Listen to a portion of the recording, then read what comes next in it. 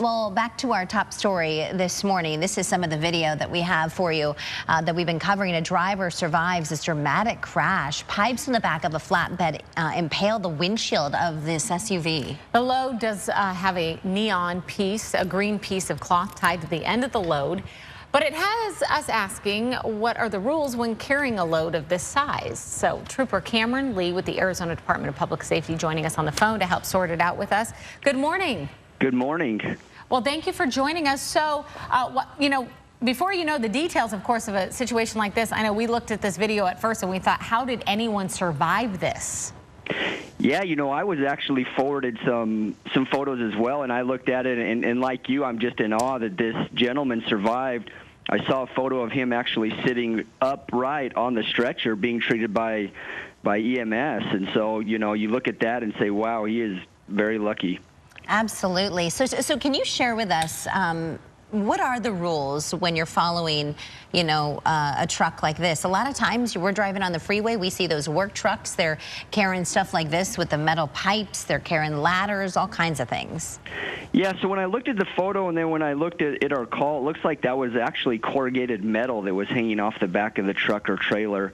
And there are a lot of laws that you're required to follow when you're carrying a load like that. Mm-hmm. In this case, it looks like the law that would apply anything that hangs off the back of a truck or a trailer that's longer than 4 feet requires you to have a red flag or a cloth that's 18 inches or bigger hanging at the very end of that load to let people know that, hey, that is actually the back of the load, not the truck.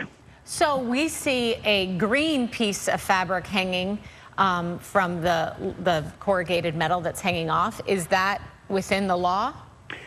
Well, I don't want to jump to conclusions. Okay. I want to hope that maybe he did have a red flag, mm-hmm. but it is specified in the law that it has to be a red flag that is at the very end of that vehicle. So maybe he did have one and it came off in the collision, and that's what we hope. But it does specify red in the statutes. So Trooper Lee, can you give us some information on what we as drivers should be doing when we're behind a vehicle like this, like a work truck or something, hauling some gear on the back?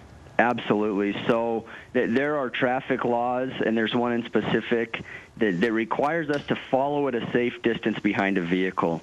And that doesn't give us that law isn't specific on what that distance should be, and so there have been suggestions out there at certain speeds, this is the distance you should follow.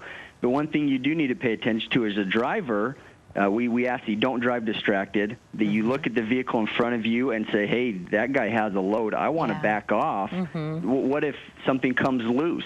And so that's up to each driver to really look at who they're following, what type of vehicle they're following, and understand that vehicle may be able to slow quicker or not as quickly as you, and to pay attention to what type of load they're hauling.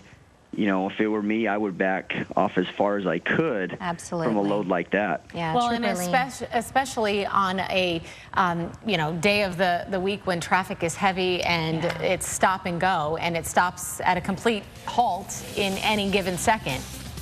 Yeah, and this is where distracted driving comes into play, and